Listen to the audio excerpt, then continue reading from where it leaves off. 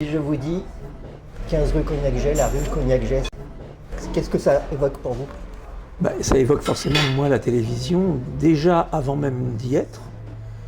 À vous Cognac-Jet, cette fameuse formule que j'entendais moi, chez moi, quand je regardais la télé.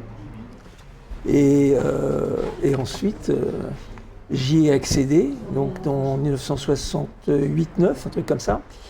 Et j'y suis resté pratiquement, pas jusqu'à la fin, mais j'y suis resté jusqu'aux 2-3 années de TF1, quoi. Privé, oui. Donc ça fait un paquet d'années quand même. Hein. Donc il est resté une vingtaine d'années dans cet endroit que j'ai beaucoup aimé parce que c'était un endroit pas très commode en fait pour la télévision. Il n'avait pas été fait pour ça du tout. C'était en fait un immeuble de bureau avec quelques particularités en sous-sol qui étaient dues à son passé de cinéma. Bon. Et c'était en fait très mal commode. Mais on aimait ça, on s'y était habitué, on galopait dans tous les sens. On avait aussi beaucoup d'années de moins, donc ça ne nous faisait pas peur de monter, de descendre des étages. C'était rempli de couloirs qui tournent. Il y avait très peu de place. Tant qu'on n'avait pas acquis l'immeuble d'à côté. Moi, par exemple, je travaillais au tout début au desk, j'étais grouillot, je découpais les dépêches.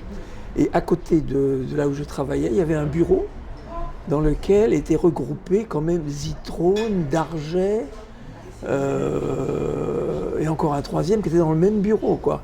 Aujourd'hui, il est impensable des stars pareilles cohabitent dans un seul et même bureau, où ils étaient d'ailleurs pas à l'aise du tout. Mais c'était comme ça.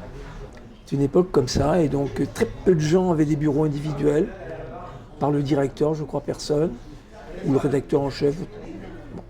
Et alors ça s'est un peu amélioré un peu plus tard lorsqu'on a acquis l'immeuble d'à côté, etc. Donc on s'est un petit peu amélioré. Vous avez évoqué vos débuts au desk. Vous êtes arrivé comment à Cognac-Jet? À quelle période vous avez commencé comme quoi? À quel moment vous êtes arrivé? Non, alors moi je suis arrivé là comme et pas du tout l'intention de devenir journaliste. Mon père était journaliste et mon père connaissait bien le rédacteur en chef de l'époque, qui s'appelait Jean-Louis Guillot. Et moi, je cherchais un petit boulot, en fait. J'étais étudiant, je cherchais un petit boulot. Et donc, j'ai trouvé donc ce petit boulot-là, par piston, hein, puisque voilà, et qui consistait à découper des dépêches, à les ventiler par genre et par service.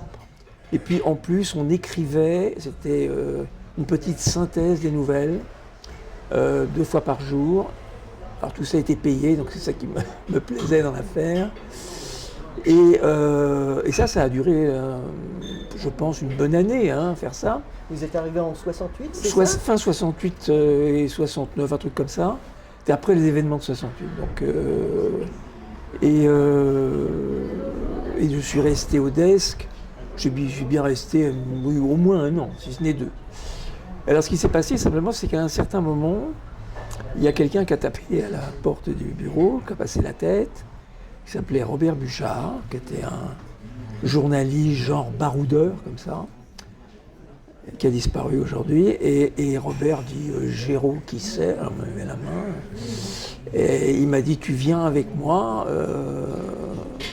Et il m'emmène dans un petit recoin où il y avait un truc qui s'appelait Télésoir Couleur. C'était le premier journal télévisé en couleur de la 2e chaîne, pas quasi naissante, mais presque. Enfin, elle n'était pas bien vieille. Et il me dit, voilà, tu vas faire chef d'édition. Je ne savais absolument pas ce que c'était, je ne savais pas de quoi il me parlait. J'étais inquiet parce que je me disais, mais est-ce qu'il a demandé la permission au-dessus? Et en plus, moi, bon. Et je me laisse faire. Et donc, j'apprends, là, c'est un job de chaînon manquant, chef d'édition. C'est-à-dire, on est entre la technique et la rédaction. On joue, on est un espèce de pont indispensable entre les deux univers. Et donc, cet endroit est extraordinaire parce qu'on apprend tout, on voit tout, on est à la croisée de tout. Et l'avantage aussi de Télésoir Couleur, c'est comme ce truc n'était regardé par personne, hein, on pouvait faire toutes les bêtises de la Terre, c'était pas très grave, puisque, je répète, à part notre hiérarchie, personne ne regardait ça. Enfin, je n'avais pas vraiment de public, vraiment. Et c'était vraiment au tout début, quoi. Et j'ai tout appris là. Et j'ai pris goût. En fait, c'est ça que ça a changé. Parce que moi, je me suis dit qu'il y avait peut-être un truc qui me plaisait un maximum dans la télé. Non pas du tout le côté notoriété, ça ne m'intéresse pas, ça ne m'a jamais intéressé. Mais en revanche, c'était une mécanique que je trouvais passionnante. En plus, je voyais bien que c'était une façon de faire de l'information qui était à la fois nouvelle et en devenir. Et donc, je me suis inscrit là-dedans. Et X années plus tard, j'ai terminé rédacteur en chef quand même. Donc voilà, pas si mal. Vous étiez quelque part un homme de l'ombre, Ouais. mais vous avez travaillé avec les plus grands. Vous avez évoqué rédacteur en chef, on va l'aborder tout de suite. Je suis obligé, entre guillemets, d'évoquer Marie-Laure et Yves Morosi. Parlez-moi un peu de cette rencontre, comment ça s'est fait? Alors Morosi, en fait, ça s'est passé dans les années 70, lorsque il y a eu une séparation. L'ORTF a éclaté et s'est transformé donc en plusieurs chaînes. Et moi, j'ai été affecté, un peu, je ne sais pas si c'est par hasard. Déjà, j'étais chef d'édition depuis un moment, j'avais une bonne réputation, j'avais géré la disparition de De Gaulle, j'avais été à la pointe de ce truc-là. Et donc, un jour, Christian Bernadac, qui était le nouveau patron de l'information, avec Henri Marc, m'appelle et me dit, écoute, voilà, si tu veux, tu viens sur ce qui va devenir donc TF1. Et là arrive de la radio un certain nombre de gens, Jean-Claude Bourret, Jiquel et Yves Morosi. Le hasard veut que je sois affecté dans les premiers temps au 13h, donc avec Yves. Alors moi je ne le connaissais pas du tout, et vu la façon dont j'étais fabriqué dans la tête, au début ça ne s'est pas très bien passé, parce que moi j'étais un peu rigide comme ça, et lui pas du tout, comme chacun sait. Et puis à un moment donné, cette dinguerie assez géniale, ça m'a séduit complètement. Et donc, on a fait une sorte de pacte, on ne s'est jamais dit ça comme ça, mais lui, il délirait et moi, je rendais les choses possibles. En fait, c'était une espèce de couple comme ça. Et ça marchait très longtemps, comme ça marchait très bien, comme chacun sait. Et puis, Marie-Laure est arrivée en cours de route. Et parce qu'avant, il y avait eu Pirard, Denisot, hein, Michel Denisot, il a été là, et Pernod aussi d'ailleurs, comme numéro 2. Puis, et il tournait. Et un jour, il y a Marie-Laure qui arrive, c'est une volonté de, je crois, Jean-Pierre Guérin, de mémoire, qui était directeur de l'info à ce moment-là. Alors pareil, au début, Marie-Laure, qui est quelqu'un qui était un peu comme moi au début, un peu comme ça. Yves, ça lui paraissait bizarre, et puis elle a compris, comme moi, que c'était génial en fait. Et que tout c'était à nous de mettre de la raison dans tout ça et de recadrer un peu le truc. Et ça allait donner quelque chose de formidable. Et ça a été le cas. Alors l'affaire, dans mon cas, elle a duré, pour Marie-Laure un peu moins, mais moi elle a duré 14 ans je crois. 14 ans. Dans lequel je suis passé alors successivement, au début j'étais chef d'édition, puis j'ai passé responsable d'édition, qui était l'écran au-dessus, puis rédacteur en chef adjoint, puis rédacteur en chef. Et donc avec qui ça a duré donc un vieux temps. Alors cela dit, après moi j'ai fait une carrière de rédacteur en chef. Hein. Après je les ai tous connus, hein, je veux dire. Donc dans un premier temps ça a été donc Mazur, Sirion, Gilles Boulot, mais avant qu'il soit présentateur. Alors bien entendu El Kabbach. Tous ces gens-là, vous les avez connus dans le cadre de Cognac J? Pas El Kabbach. Alors Yves, bien sûr, dans le cadre de Cognac J, pas de Larousse, bien sûr, parce qu'il n'était pas à la télé à ce moment-là. Sirion et Mazur, oui, dans le cadre de Cognac J, oui. Quel est le moment le plus marquant en tant que rédacteur en chef de vos activités là-bas à Cognac J qui vous a le plus marqué? Sans parler de meilleurs ou pires souvenirs, mais quel moment, est-ce qu'il y a un moment où encore aujourd'hui, vous dites « Ah oui, quand même ». Alors le moment le plus fort, en fait il y en a deux. Il y en a un, je ne suis pas encore rédacteur en chef, je suis responsable d'édition, c'est la mort de De Gaulle. Parce que là, on fusionne tous les chaînes, on décide de tout faire ensemble et on me confie la gestion de ça quand même. Donc j'étais tout jeune, c'était un truc eu la peur de ma vie quand même. Hein. Bon, il se trouve que ça s'est très bien passé, que je m'en suis tiré, bien comme il faut, et que du coup j'ai gagné mes galons là, hein, quand même. À partir de là, on m'a considéré différemment. Mais, et pas seulement comme un petit jeune homme qui cavalait dans tous les sens, mais un gars qui était capable de... Bon. Et donc ça, c'est le premier grand souvenir. Et le deuxième grand souvenir, il n'est pas lié au journal, et il est lié à Cognac-J, parce qu'on y était encore à ce moment-là, même si l'émission n'a pas eu lieu là. Ça nous intéresse, Monsieur le Président, donc cette interview célébrissime de Mitterrand par Mourouzi. Alors, l'émission elle-même s'est déroulée dans un studio à la Maison de la Radio, mais toute la préparation, enfin, on vivait à Cognac-J. Donc, c'est mes deux grands souvenirs de télé, c'est ces deux trucs-là. Alors, j'en ai plein d'autres parce que moi, j'ai eu la chance d'avoir une vie formidable, mais la plupart des autres sont plutôt en extérieur. Ils ne sont pas liés à Cognac-J. Moi, le premier direct à Pékin, ça m'a fait quelque chose. Hein. Les directs en Russie, tous ces directs qu'on a fait dans le monde entier. Mais ça, c'était pas lié à Cognac-J. Vous avez évoqué un peu plus haut, en commençant cet échange, cet entretien, le lieu. Toutes les personnes, les personnalités à qui je parle de Cognac-J, à qui je demande d'évoquer ce lieu, me parlent d'un lieu particulier qu'ils n'ont pas retrouvé ailleurs. On parle de famille, on parle de chaleur particulière, le lieu particulier en lui-même, vous l'avez décrit. Oui, le lieu, alors évidemment aujourd'hui, c'était pas un lieu, adapté à la télé. Mais on aimait ce lieu. Pourquoi ? Parce que c'était plein de recoins. Si vous voulez, c'est un peu comme... l'exemple que je prendrais, c'est par rapport à une ville. Si vous prenez New York, il y a deux endroits. Il y a des lignes droites. Bon, ça, c'est aujourd'hui. Et le bas de Manhattan, où c'est des rues qui tournent. Eh bien, Cognac-J, c'était que des rues qui tournent. Et ça avait du charme de ce point de vue. Il y avait même des recoins, on pouvait quasiment se cacher. Il y avait, voilà, rien n'était d'équerre. On m'a parlé beaucoup de l'ascenseur, de la terrasse. Il y avait une terrasse tout en haut, il y avait la cantine tout en haut qu'on appelait le Sordido, je me souviens. À tort, d'ailleurs, c'était pas si mauvais que ça.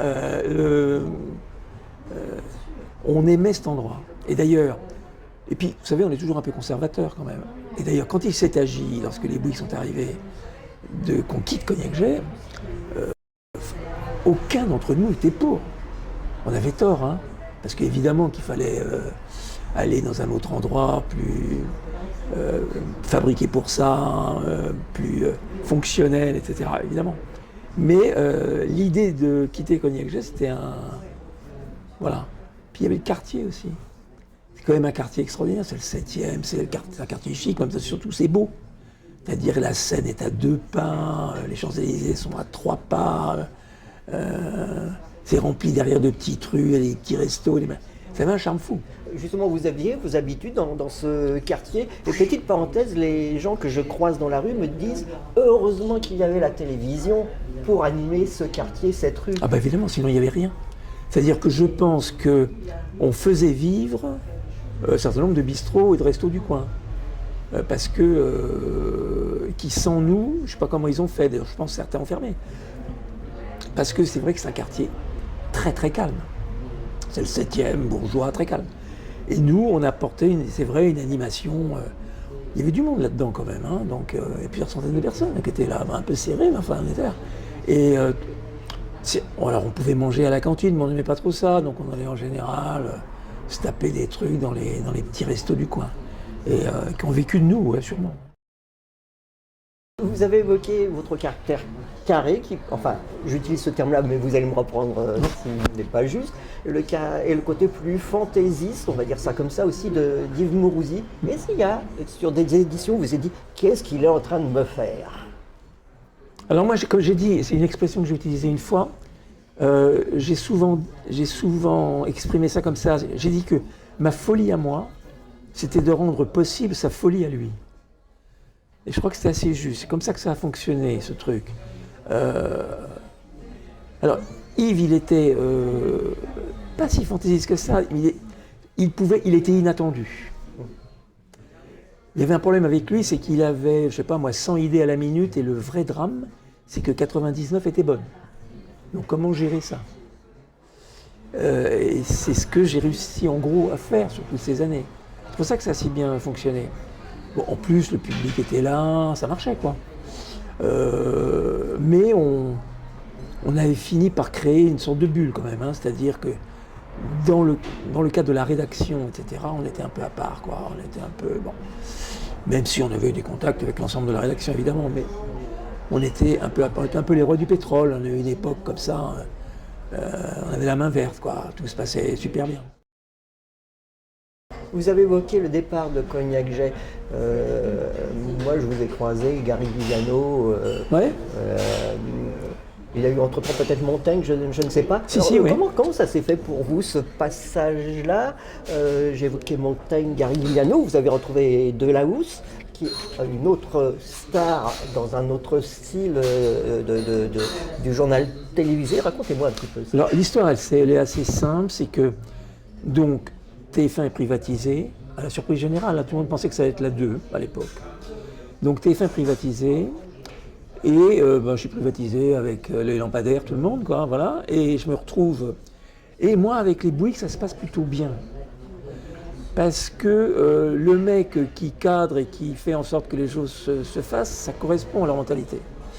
Donc je leur plaisais bien. Yves les déstabilisait, ils ne savaient pas par quel bout le prendre, quoi. Mais le lait était sous le charme, hein, quand même. Hein, Moujois, c'est différent. Mais le lait était sous le charme. Et puis, à un moment donné, on m'a dit que peut-être serait-il temps que je passe aux 20h, que je devienne rédacteur en chef du 20h. Et là, je suis hésitant, parce que je suis bien là où je suis. J'en parle avec Yves, qui lui, alors est nickel, il me dit mais vas-y. Bon. Mais j'hésite toujours. Je me souviens, j'étais à Aix-en-Provence, on faisait des directs de festival. Et mon téléphone sonne, et c'est Michel Cotta qui était la nouvelle directrice, qu'à l'époque je ne connaissais pas encore. C'est devenu une amie depuis. Et qui me dit, dites-on que vous en êtes où alors avec ce dont on vous a parlé? Je lui dis, écoutez, je ne sais pas. Elle me dit, écoutez, on vous propose, à l'âge que vous avez, d'être le plus jeune rédacteur en chef du plus grand journal de ce pays, et vous dites que vous hésitez? J'ai dit, bon, ok. Donc j'ai dit oui. Et là, je me suis retrouvé avec quelqu'un qui a eu son heure de gloire, même si aujourd'hui ça va moins bien, qui est Patrick Poivre-d'Arvor, non? Donc j'ai été le rédacteur en chef du 20h avec Patrick. Bon, ça a duré 3 ans. Ça s'est bien passé. Je n'ai pas du tout le même rapport avec le PDA qu'avec Yves, hein, c'est pas du tout. Le PDA est quelqu'un de plus distant, très lisse comme ça, très difficile à accrocher. Mais j'avais de très bon rapport avec lui. Et c'est quelqu'un que je l'estime, mais que j'estime toujours aujourd'hui, malgré tout. Et on commence à me faire des propositions. C'est-à-dire que le PAF bouge, c'est-à-dire qu'il y a la 5 que Berlusconi a vendue, donc la CHette. Il y a des gens que je connais de l'épisode Hervé Bourges, en particulier Pascal Joseph, qui est directeur des programmes, tout ça, de cette nouvelle 5. Et Pascal m'appelle et il me dit mais pourquoi tu viens pas? Alors évidemment, il y avait des salaires qui étaient conséquents, on va dire. Mais c'est pas ça qui me motive. Moi, j'ai été motivé par l'argent, mais il me dit voilà, j'ai besoin de quelqu'un pour gérer le Cavache et pour gérer deux ou 3 magazines avec en particulier Pierre-Luc Séguillon, quelqu'un que j'aimais beaucoup. Et il me propose de devenir directeur adjoint, disons, de l'information, avec Patrice Duhamel, de la 5. Et j'accepte. Alors la sortie avec les gens de TF1, en particulier avec le lait, ça a été assez douloureux. Parce que le lait, c'était d'ailleurs... pour moi, c'était une façon de me complimenter à revers, hein, puisqu'il ne voulait pas que je m'en aille. Quand il m'a dit c'est pas possible, partez pas. Il avait l'œil, hein, il m'a dit vous verrez, sera en faillite dans 2 ans. Mais je l'écoute pas et je vais au bout. Donc je me retrouve la 5 a le sort qu'on connaît. Et pour moi c'est une catastrophe quand je me retrouve là. Bon. D'autant plus que juste avant, Hervé Bourges, qui savait qu'il allait venir à la tête de France Télévisions, m'avait appelé en me disant « Pierre, bougez pas, j'arrive ». Et je lui avais dit « Je suis désolé Hervé, mais j'ai signé, je m'en vais ». Donc bon, il m'en avait un peu voulu, je crois. Et alors ça a dit, quand je me retrouve le bec dans l'eau, il est épatant. Hein. Bourges, il me récupère immédiatement. Et c'est comme ça que je me retrouve à France Télévisions. Alors dans un premier temps, je travaille avec Alain Danvers, qui est un vieil ami. Donc lui, il était directeur de l'info. Donc il me gère un peu de littérature. L'info à l'époque déjà de toute l'info, c'est-à-dire la 2 et la 3, qui me semblait moi pas raisonnable, mais bon. Et je suis un peu son chef de cabinet pendant un certain temps. Et puis après je retourne à ce que je sais faire vraiment, c'est-à-dire des journaux télévisés. Et donc il me reconfie donc le 13h, puis ensuite le 20h, puis voilà. Et puis ensuite le week-end, où là Mais avec Delahaye, ça se passe pas mal, parce que Laurent, d'abord, il faut bien comprendre que Laurent Delahaye, lorsqu'il est arrivé à la télé, il n'avait pas du tout l'intention de faire le journal. C'était pas son truc. Lui, il venait pour des magazines. Sa passion, et ça reste vrai, c'est les magazines.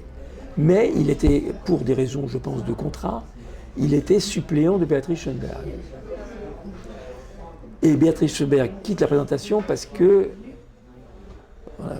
je fais un peu partie de cette histoire, elle épouse un gars qui devient le numéro 2 du gouvernement. Donc c'est pas possible qu'elle puisse continuer, etc., même si elle a du mal à le comprendre, mais bon. Donc elle s'en va, et donc Laurent arrive, mais à son corps défendant, il est un peu comme ça.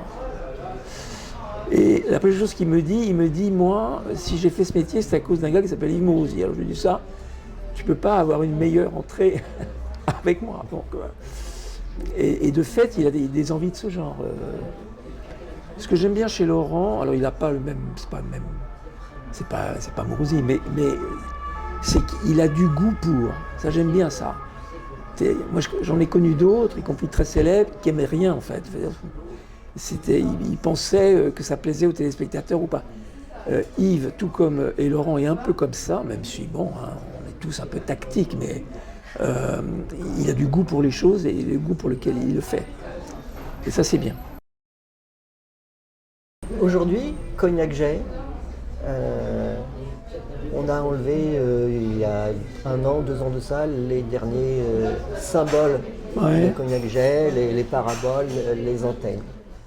Aujourd'hui, ce lieu existe toujours, il a été racheté par une banque. Les architectes et cette banque se sont engagés à conserver le caractère historique et effectivement se souvenir de la télévision.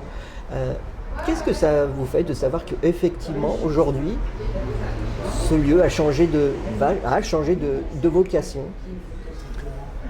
Alors, j'ai eu le temps de m'y habituer hein, quand même, puisque les années ont passé. Bon, c'est un lieu historique, d'une certaine manière. Donc, si effectivement, ils se sont engagés à garder cette façade et faire en sorte que je crois que c'est un projet de ouf, qu'il y ait une plaque qui indique ce qui s'est passé dans cet endroit, disons c'est un minimum, voilà. C'est vrai que c'est un endroit magique, mais on sait bien qu'on ne peut pas conserver. C'est un endroit magique pour des gens comme moi, pour toute une génération, y compris de téléspectateurs. Hein, parce que le Havou Cognac Jay, alors les gens ne savaient pas forcément très bien ce que ça voulait dire, mais ça faisait partie du truc, quoi. Bon, tout a changé. Aujourd'hui, il y a des chaînes à plus savoir qu'en faire. Il y a des réseaux sociaux, il y a YouTube, il y a tout ça. Donc, faut pas, comment dire, s'agripper, quoi. Maintenant, qu'on fasse en sorte que qu'il y ait toujours une trace, c'est bien, oui. Oui, cette plaque, vous l'avez évoquée, on va évoquer les studios emblématiques, on va se souvenir du 29 juin 1949 avec le premier journal télévisé français avec Pierre Sabag, oui. Et le fameux Havou Cognac Jay. D'ailleurs, vous n'avez jamais eu l'occasion de lire Havou Cognac Jay? Moi, jamais, non. Non. Non, parce que je me suis jamais trouvé Moi, j'étais un journaliste, de l'ombre. Enfin, disons qu'on ne me voyait pas souvent à l'antenne. Il m'est arrivé, hein, ça m'est arrivé. J'ai fait des reportages aussi, des trucs comme ça, mais j'ai surtout fait de la fabrication. Et quand on fait ça, on a un réel pouvoir, mais personne ne vous voit. Voilà. Donc moi, dans le monde de la télé, À une certaine époque, alors ça va être de moins en moins vrai, hein, j'ai été connu comme le loup blanc pour les gens de la télé. Mais pour le téléspectateur, non. Voilà. Et c'est aussi bien d'ailleurs hein, que moi je me satisfais pas que ma bouchère, ça je me suis à la télé, voilà, c'est pas mon truc. Pour conclure cet échange, si je vous demandais de me le faire, le à vos cognac gel, vous me le feriez? Si vous voulez, Vous oui. m'en faites un? À vous, cognac j'ai. Merci Pierre Géraud, merci beaucoup.